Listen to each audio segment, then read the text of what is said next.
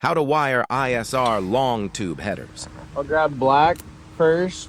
I'll face the plug. So right here, it's black, white, gray, white. So we have two whites. You want to make sure not to mix up the two whites down here. So you look at the orientation on the O2 sensor, and above black would be between gray. So it's this one. And I'll actually take a pen, since you have two whites, and I'll mark the tip of one of the whites red. So that one is to the right of the black, which would be this one in between the gray that way. And I'll just mark that red because when we put the wrap back on here, like essentially you'll have a red, a black, a white, and a gray.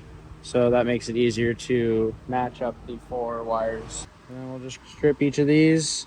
Give that a little twist like so. Send the old butt connector on her. Some people like butt connectors, some people don't. So after you do a butt connector, tug on it. Like, make sure it's not gonna just fall out.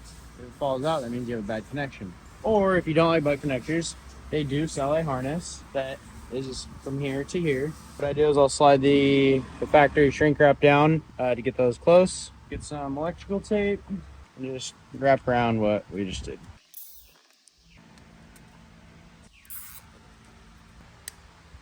Law, another law, rule.